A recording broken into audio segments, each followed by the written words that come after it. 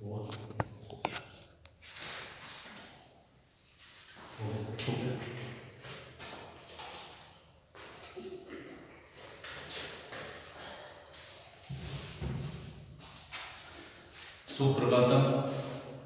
प्यारे बच्चों, आज का अपना प्रकरण है छंद, जिसके 8 अंक हैं। बोर्ड की परीक्षा में 2 प्रश्न आएंगे छंद के और 4-4 नंबर के होंगे। प्रत्येक प्रश्न 4 अंक का होगा। इस प्रकार से इसका अंकभार है 8। अंकभार की दृष्टि से काफी महत्व रखता है प्रश्न। तो सबसे पहले तो हमें यह निश्चित करना है कि छंद कहते किसे हैं, छंद का मतलब क्या होता है, छंद की परिभाषा क्या है। तो छंद को लेकर विभिन्न विद्वानों ने विभिन्न परिभाषाएं दी हैं, अपने मंतव्य व्यक्त किए हैं। उन सभी के आधार पर हम कह सकते हैं कि जब किसी काव्य की या कविता को, जब किसी काव्य को या कविता को निश्चित मात्राओं अथवा निश्चित एवं नियमित वर्णों के अनुसार लिखा जाता है, जिसमें यति, गति एवं विराम इत्यादि का पूर्णतया पालन किया जाता है और यथोचित प्रयोग किया जाता है, उसे छंद कहते हैं। तो छंद में 2 चीजें महत्वपूर्ण होती हैं, एक तो मात्रा और दूसरा वर्ण। इस प्रकार मात्रा और वर्ण के आधार पर मुख्य रूप से छंदों को 2 भाग में बांटा गया है, मात्रिक छंद तथा वर्णिक छंद।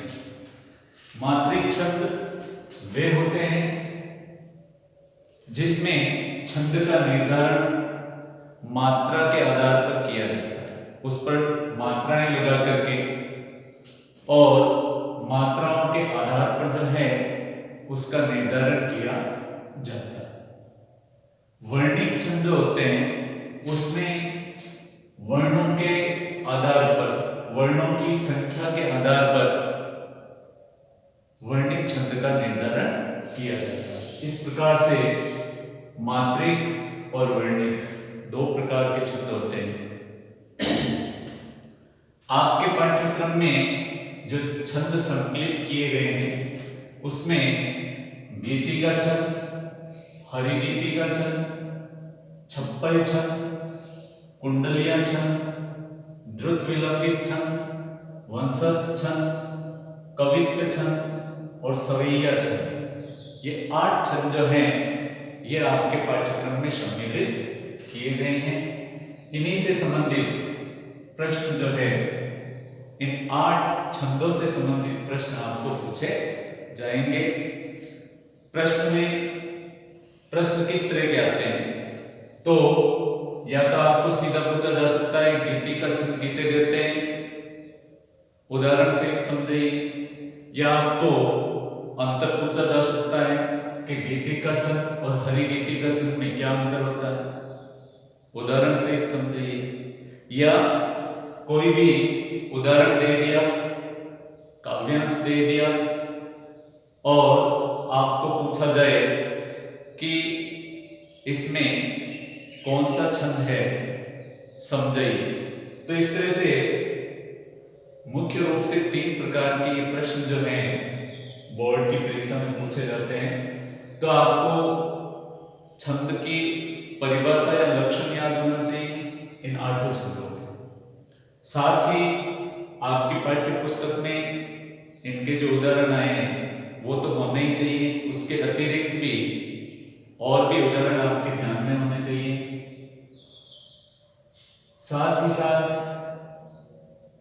आपको छंदों का अंतर भी पता होना चाहिए और उस अंतर को हम परिभाषा और लक्षण के आधार पर समझा सकते हैं। दोनों का लक्षण, दोनों की परिभाषा जो है उसको केंद्र में रखते हुए और दोनों में अंतर किया जा सकता है, तुलना करते हुए। तो इस प्रकार से पहले आप छंद से संबंधित कोई प्रश्न पूछा जाए उसको ध्यानपूर्वक पढ़ें, समझें, जो पूछा है वही बताएं, जैसा पूछा है वैसा ही बताएं और जितना पूछा गया है उतना ही आपको बताना है। इस बात का आप ध्यान रखें। अब हम इन आठों में से प्रत्येक को एक एक को जो है उदाहरण के द्वारा यहाँ हम समझने का प्रयास करेंगे और आप भी जो है इसको समझने की कोशिश करेंगे और समझेंगे। सबसे पहला जो छंद है आपका वो है गीति का छंद। सबसे पहला छंद है आपका गीति का छंद।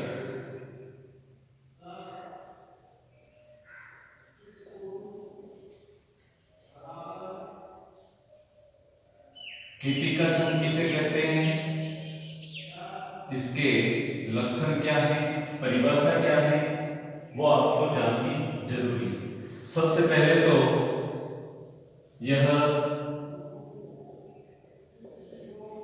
मात्रिक छंद है, यानी इसका निर्धारण मात्राओं के आधार पर किया जाता है। इसमें कुल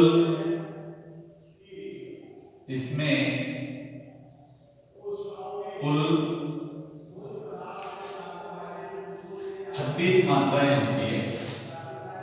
26 मात्राएं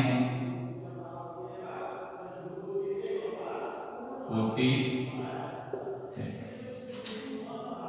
तीसरी बात जो इसमें जानने की है वो है यति की।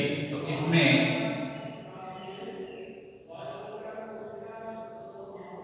14 व 12 पर यति होती है, यानी 14 और 12 पर यति होती है।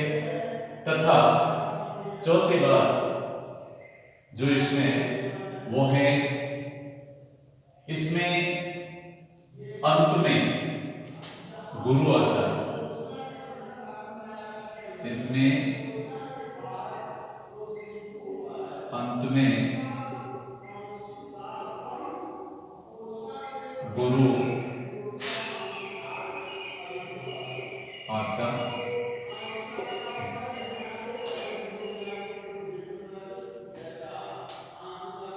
ये चार बातें जो है इसमें विशेष रूप से जानने की है। सबसे पहली बात आपको पूछा जाएगा भाई गीति का छंद किसको कहते हैं, तो आपको बताना है ये एक मात्रिक छंद है। इसमें कुल 26 मात्राएं होती है। इसमें 14 और 12 पर यति होती है और इसमें अंत में गुरु आता है। ये आपको इसकी परिभाषा या लक्षण में लिखना है। इसके बाद हम इसका उदाहरण देखेंगे और उदाहरण के आधार पर इसके लक्षण को हम सिद्ध करेंगे। गीतिका का उदाहरण है, हे प्रभु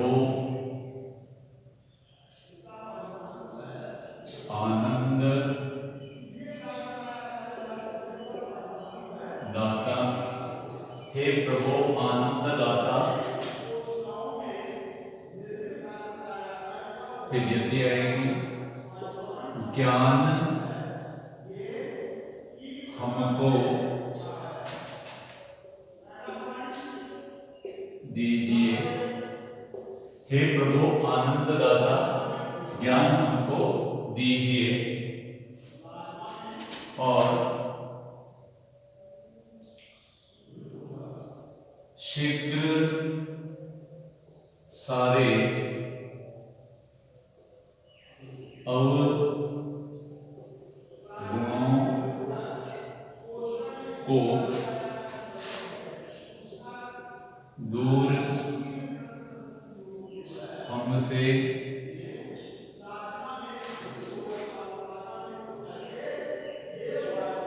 कीजिए। हे प्रभु आनंददाता, ज्ञान हमको दीजिए, शीघ्र सारे दुर्गुणों को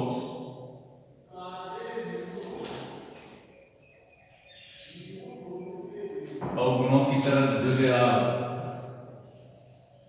दुर्गुण कर दें, दुर्गुणों को दूर हमसे कीजिए। अब इसमें हम मात्रा लगाएंगे,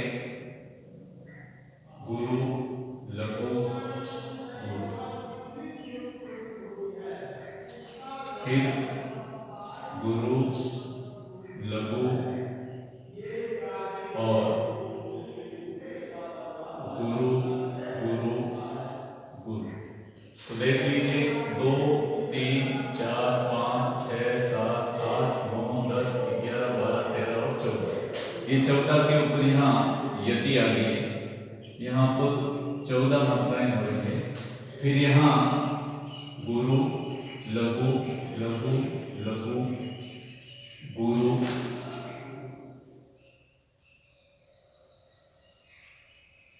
गुरु लघु और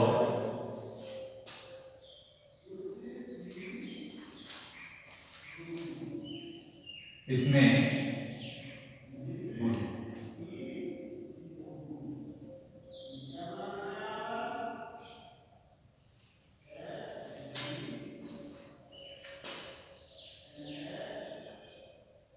ये 12 मात्राएं होंगी इसमें यहाँ। तो देखिए, 2 3 4 5 6 7 8 9 10 11 और 12, ये 12 मात्राएं इसमें हो गई, ये 14 हो गई। तो मात्रिक छंद है, इसमें कुल 26 मात्राएं होती है। तो 14 + 12 = 26 हो गया। और 14 तथा 12 पर इसमें यदि होती है, तो यहाँ हम देखते हैं 14 मात्राएं हैं, 2 3 4 5 6 7 8 9 10 11 12 13 14। ये 14 पर यहाँ यति आ गई, यति का मतलब विराम। फिर 2 3 4 5 6 7 8 9 10 11 12, ये 12 पर यहाँ फिर यति आ गई, और कुल मिलाकर इसमें 26 मात्राएं हो गई। और अंत में जो है वो गुरु है। इस तरह से जैसी इसकी परिभाषा थी उसी के अनुरूप आप यहाँ देख रहे हैं, उदाहरण में जो है स्पष्ट हो रहा है। इसलिए यहाँ गीति का छंद है। इस पंक्ति पर भी आप यदि मात्राएं लगाएं तो ऐसा ही होगा, इसमें भी यही स्थिति बनेगी। तो गीति का छंद जो कि एक मात्रिक छंद है, जिसमें कुल 26 मात्राएं होती है, 14 और 12 पर यति होती है, और अंत में जो है लघु होता है, अंत में लघु।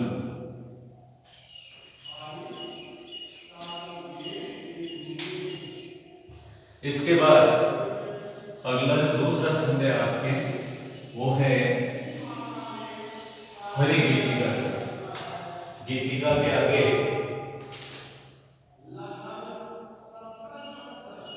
हरि लगा दीजिए, हरि गीतिका छंद। हरि गीतिका छंद किसे कहते हैं, इसका लक्षण क्या है, इसकी परिभाषा क्या है, इसको हम यहाँ उदाहरण से देखेंगे। तो हरि गीतिका जो है उसमें भी हम कह सकते हैं कि यह मात्रिक समछंद है। यह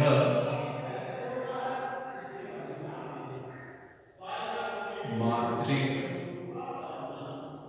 सम छंद है, पहली बात। दूसरी बात, इसके प्रत्येक चरण में 28 मात्राएं होती, प्रत्येक चरण में 28 मात्राएं होती है। इसमें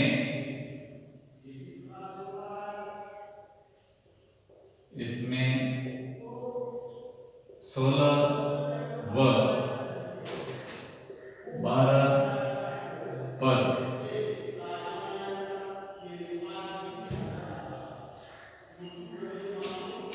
यति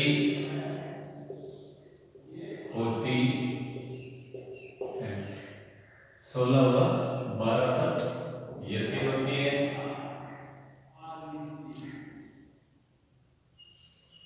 ये इसका लक्षण है, 16 व 12 पद यति।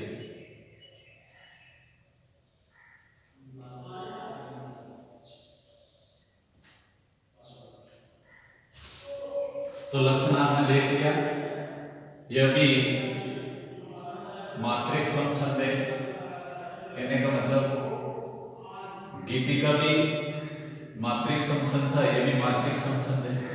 लेकिन इस समानता के अतिरिक्त इन दोनों में अंतर भी, इसमें 28 मात्राएं होती है जबकि गीतिका में 26 मात्राएं थी।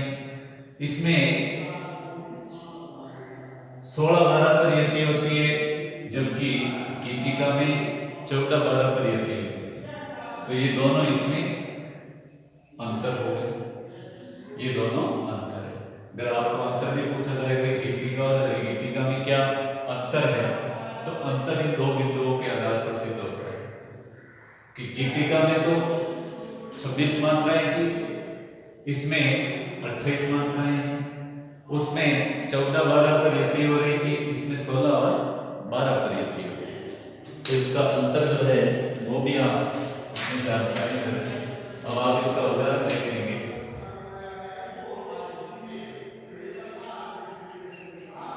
उदाहरण है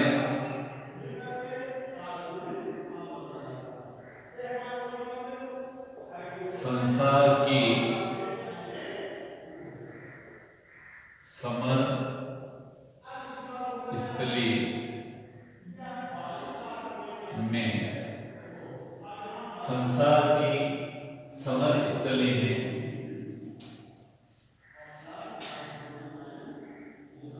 वीरता धारण करो। संसार की समर स्थली में वीरता धारण करो। दूसरी पंक्ति है चलते हुए निज इष्ट पथ पर, चलते हुए निज इष्ट पथ पर संकटों से मत डरो। इसके भी अंत में लघु गुरु है। अब हम मात्राओं के आधार पर इसका निर्धारण करेंगे, इस पर मात्राएं लगाएंगे। गुरु गुरु लघु गुरु लघु लघु लघु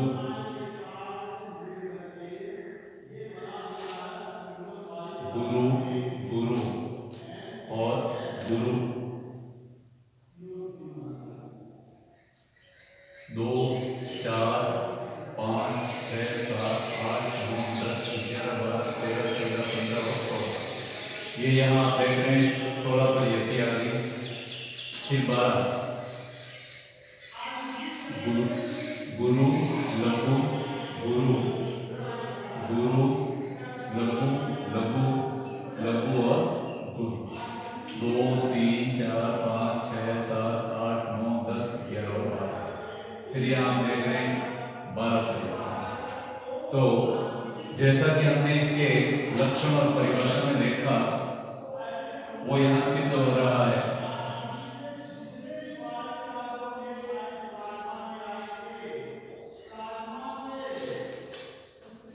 यह मात्रिक समछंद है। इसके प्रत्येक चरण में 28 मात्राएं होती हैं। 16 + 12 28। इसमें 16 और 12 पर यति होती है। तो यहाँ आप देख रहे हैं में के बाद यति है, विराम लगा है, और फिर करो के बाद यति है। तो 16 और 12 पर इसमें यति हो रही है। जहां भी ऐसी स्थिति होती है, इस प्रकार मात्राओं के निर्धारण से हम यह सिद्ध करके कह सकते हैं कि इसमें हरिगीति का छंद है। तो गीतिका और हरिगीतिका दोनों में क्या अंतर होता है? गीतिका छंद किसे कहते हैं, हरिगीतिका छंद किसे कहते हैं, इनके लक्षण क्या है, यह आपने यहाँ उदाहरण सहित जो है समझने का प्रयास किया। अगला जो आपका छंद है वो है छप्पय। तीसरा छंद है छप्पय।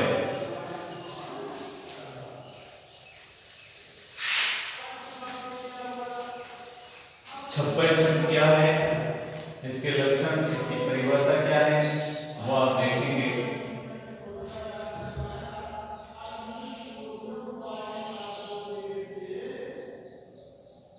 छप्पय छंद, सबसे पहले हम इसकी परिभाषा और लक्षण पर प्रकाश डालेंगे। छप्पय जो है मात्रिक विषम छंद है। यह मात्रिक विषम छंद है।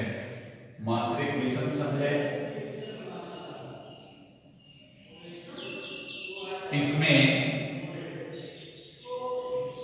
इसमें प्रथम 4 चरण रोला छंद के होते।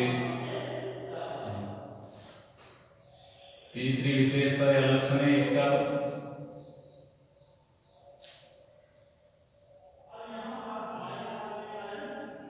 अंतिम 2 छंद उलाला छंद के होते हैं।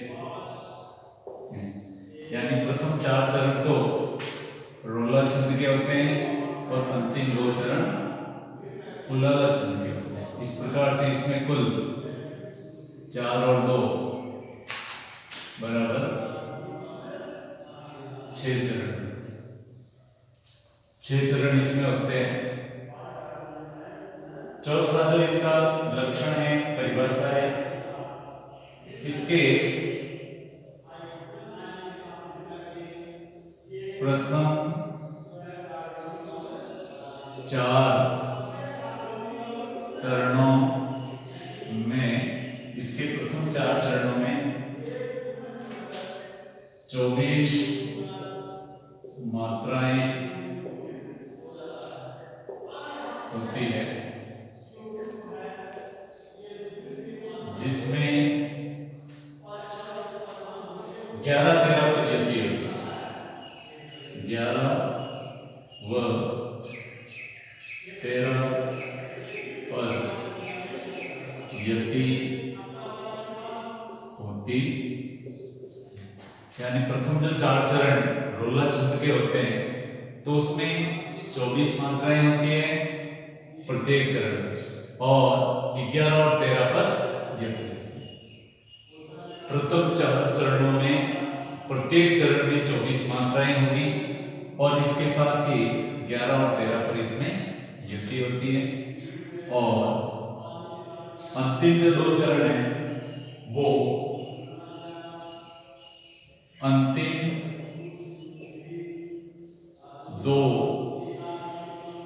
चरणों में 28 या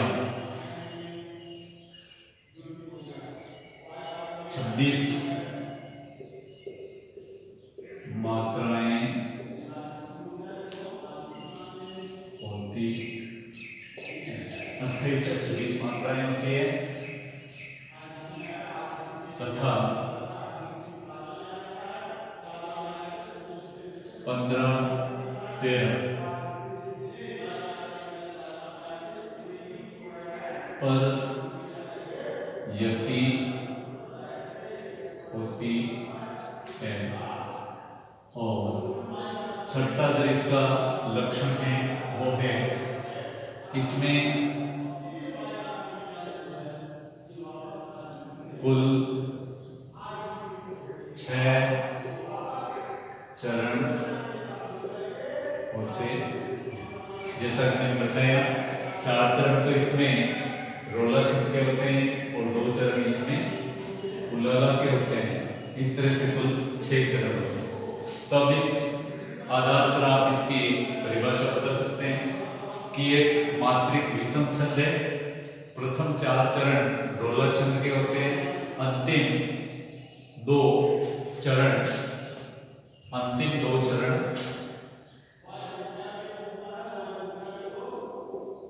उलाला छंद के होते हैं। इसके प्रथम 4 चरणों में 24 मात्राएं होती है प्रत्येक चरण में और 11 व 13 पर यति होती है तथा अंतिम 2 चरण जो कि उलाला के होते हैं 28 या 26 मात्राएं होती है तथा 15 और 13 पर यति होती है। इस प्रकार इसमें कुल 6 चरण होते हैं। ये थे इसका लक्षण जो आपको याद रखना है, क्योंकि लक्षण के आधार पर ही हम इसकी पहचान कर पाएंगे। और पहचान करने के लिए जैसे कई बार परीक्षा में उदाहरण दे दिया जाता है तो उदाहरण को जो है लक्षण के आधार पर पहचानना पड़ता है। तो आप लक्षण ध्यान में रखें। अब हम इसका उदाहरण देखेंगे। जैसे कि आप देख रहे हो इसमें लक्षण या परिभाषा जो है वो भी बड़ी है तो स्वाभाविक है इसका उदाहरण भी बड़ा होगा, क्योंकि कुल 6 चरण होंगे इसमें, जिसमें 4 रोला के और 2 उलाला है। तो कुल 6 चरण होंगे, इसका उदाहरण भी बड़ा ही है। देखें आप इसका उदाहरण है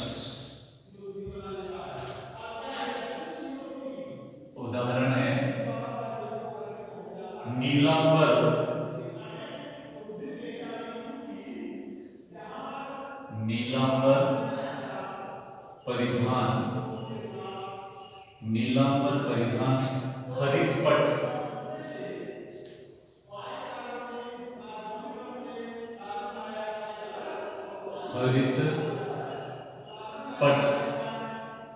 पर शोभित है। नीलांबर परिधान हरित पट पर सुंदर।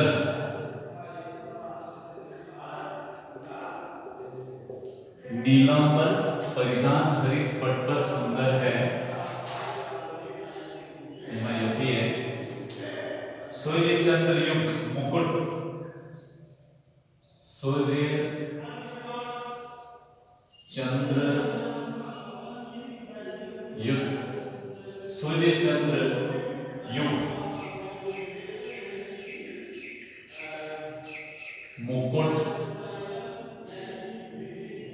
सूर्य चंद्र युक्त मुकुट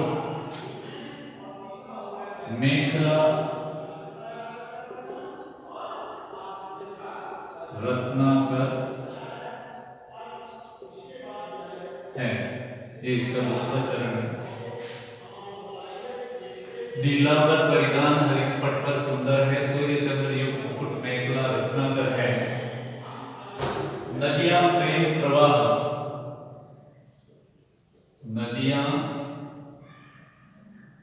प्रेम प्रवाह नदियां प्रेम प्रवाह फूल तारा मंडल है। फूल तारा मंडल है। बंदी जन खगवृंद बंदी जन खगवृंद बंदी जन खगवृंद शेष फन सिंहासन शेष फन सिंहासन है या इसके 4 चरण पूरे हो जाते हैं। फिर अगले जो 2 चरण हैं वो इसमें उलाला के वो हैं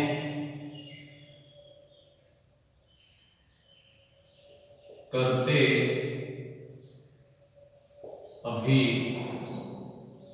अभिषेक, करते अभिषेक पयोद, करते अभिषेक पयोद हैं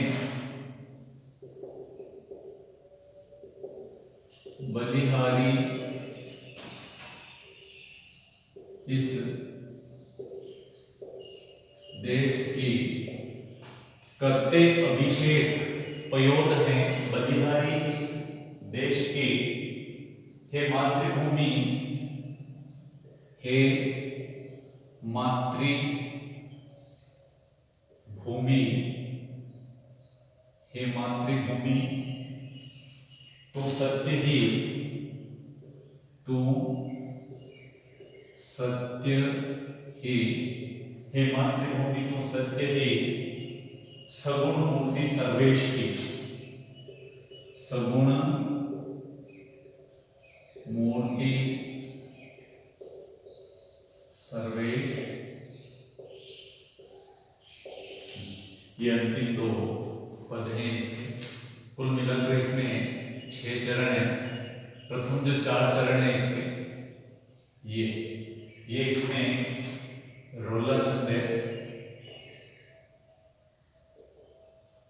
और इसके जो 2 चरण हैं वो उलाला छंद है। अब हम मात्राओं के आधार पर देखेंगे।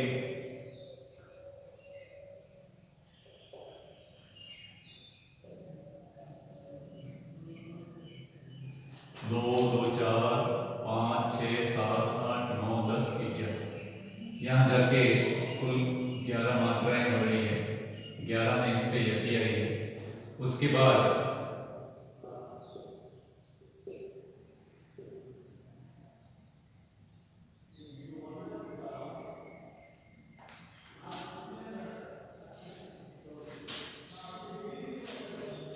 1, 2, 3, 4, 5, 6, 7, 8, 9, 10, 11, 12, 13, यहाँ कुल 13 मात्राएं हो रही है।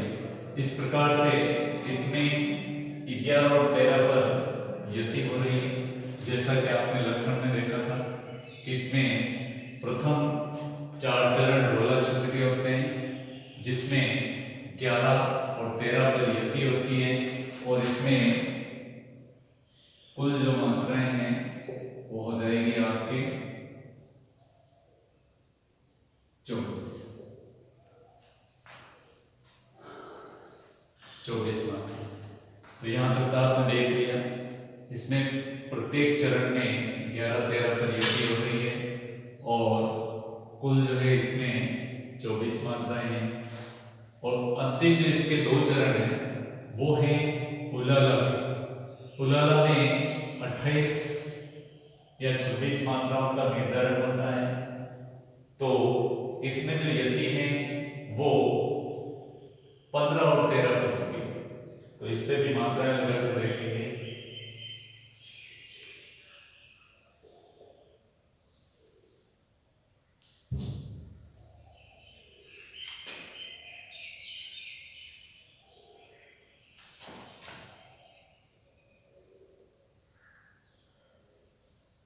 एक, 2, 3, 4, 5, 6, 7, 8, 9, 10, 11, 12,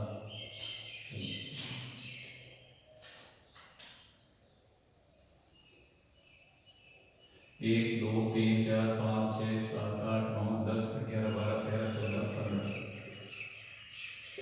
15 पर यहाँ यति हो रही है और उसके आगे 13, 1, 2, 3,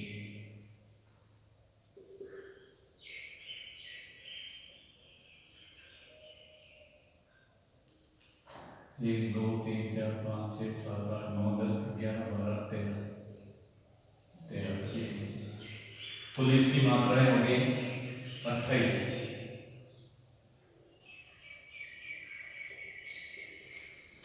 तो देखिए, जैसा कि अंतिम 2 चरणों में कहा गया, उलाला छंद होता है।